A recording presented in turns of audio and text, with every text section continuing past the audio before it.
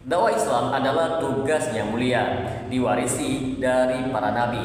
Setiap muslim yang mengajak kepada tauhid, sunnah, dan menjauhkan umat dari kesyirikan serta bid'ah sejatinya tengah menjalankan misi kenabian.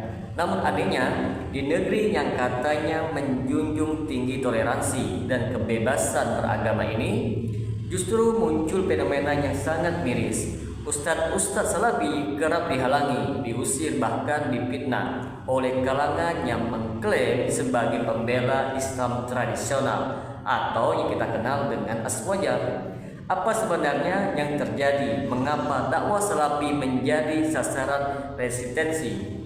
Apakah ini bentuk cinta terhadap Islam atau justru ketakutan akan hilangnya pengaruh?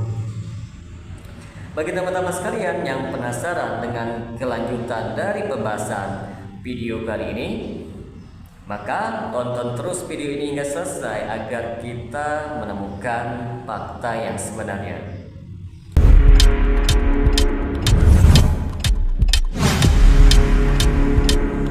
Assalamualaikum warahmatullahi wabarakatuh. Jumpa lagi dengan saya Rio Medi di channel Manhaj Dakwah.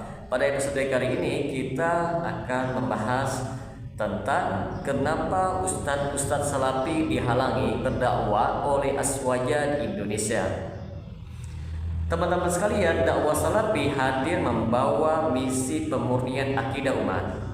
Mereka menekankan pentingnya untuk tauhid yang murni, menolak semua bentuk kesyirikan, menjauhi bid'ah, menyeru kepada amalan-amalan yang sesuai dengan tuntunan Nabi SAW, lalu tidak fanatik terhadap mazhab ataupun kelompok tertentu. Mereka menolak kultus terhadap ulama atau tokoh-tokoh tarekat. Dengan manhaj ini, banyak ustadz Salafi mengisi kajian-kajian di masjid-masjid untuk menyebarkan ilmu melalui media sosial dan menarik banyak kalangan, terutama anak-anak muda.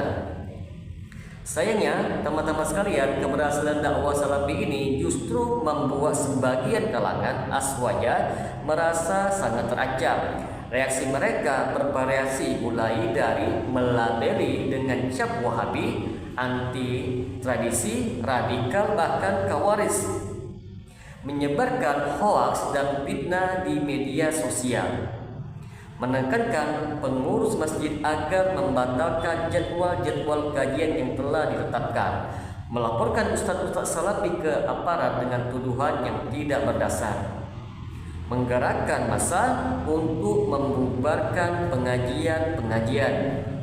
Semua ini terjadi bukan karena Ustadz Salafi membawa ajaran-ajaran sesat, tetapi teman-teman sekalian, karena mereka menyentuh akar-akar problem di masyarakat seperti syirik kuburan, ziarah kubur yang berlebihan, tawasul yang menyimpang, dan bid'ah-bid'ah yang dijadikan budaya oleh sebagian tokoh-tokoh Aswaja.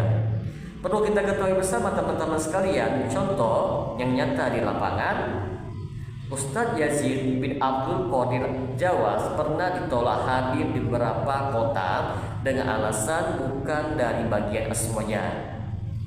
Kajian Ustadz Badrul Salam di beberapa tempat pernah dibubarkan paksa oleh sekelompok orang yang mengatasnamakan ormas tradisional. Lalu Ustadz Firanda Al-Girja kerap dituduh sebagai Wahabi dan diserang secara terbuka, meski isi dakwanya sangat ilmiah dan lembut. Di beberapa daerah, teman-teman sekalian, pengurus masjid ditekan agar tidak memfasilitasi kajian Salafi dengan ancaman akan dilaporkan ke MUI setempat. Ironisnya teman-teman, semua ini terjadi di bawah slogan NKRI harga mati dan Islam Nusantara, padahal mereka sendiri justru mengusir anak bangsa yang ingin berdakwah sesuai dengan Al-Quran dan As-Sunnah. Lalu siapa sebenarnya yang intoleran? Aswaja sering sekali menuduh Salafi sebagai kelompok yang eksklusif, intoleran, dan takfiri. Namun kenyataannya di sini teman-teman sekalian, Salafi tak pernah melarang kajian NU atau Aswaja di masjid manapun. Salafi tidak pernah membubarkan pengajian siapapun. Justru Salafi membuka dialog dan debat ilmiah, bukan tekanan massa. Justru sebaliknya teman-teman, kalangan Aswaja lah yang tak pernah segan menggunakan jalur kekuasaan, ormas, bahkan aparat untuk menghalangi dakwah Salafi di Indonesia. Maka timbul sebuah pertanyaan, mengapa mereka ketakutan? Penolakan ini sejatinya bukan karena Salafi itu menyimpang teman-teman, tetapi karena dakwah Salafi membongkar kesesatan amalan turun-temurun Aswaja. Banyak anak muda dan santri mulai kritis terhadap amalan nenek-nenek moyang mereka.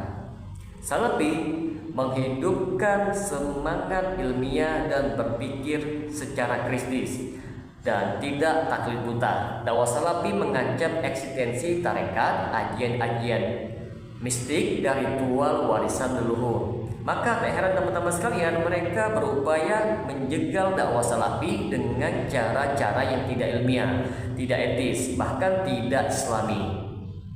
Meski banyak ujian dan halangan, para ustadz-ustadz Salafi tetap sabar dan istiqomah di dalam berdakwah. Mereka tidak pernah membalas dengan kekerasan, terus mengedukasi umat lewat media sosial, radio, dan YouTube. Berdoa agar Allah Subhanahu wa Ta'ala membukakan hati umat. Mereka tidak berdakwah demi popularitas teman-teman, tetapi demi menghidupkan sunnah Rasulullah Shallallahu Alaihi Wasallam. Maka dapat kita simpulkan di sini teman-teman sekalian, kalau hari ini Ustadz Salafi diusir, diboikot atau ditolak di masjid-masjid, ketahuilah cahaya Allah tidak akan pernah padam. Mereka ingin memadamkan cahaya Allah Subhanahu wa Ta'ala dengan mulut-mulut mereka, tetapi Allah Subhanahu wa Ta'ala tetap menyempurnakan cahayanya walaupun orang-orang kafir membencinya. Al-Quran Surah As-Saff ayat ke-8. Siapapun yang menghalangi dakwah tauhid sesungguhnya sedang berada di barisan musuh Allah Subhanahu wa Ta'ala. Meskipun mulutnya bersalawat dan berpakaian santri, ayo dukung dakwah tauhid dan sunnah, lawan kezaliman dengan ilmu, sabar, dan keyakinan bahwa kebenaran pasti menang. Semoga dengan sedikit penjelasan ini dapat memberikan manfaat bagi teman-teman sekalian, dan apabila channel ini dapat memberikan manfaat bagi teman-teman sekalian, silakan subscribe dan share. Semoga bermanfaat. Assalamualaikum warahmatullahi wabarakatuh.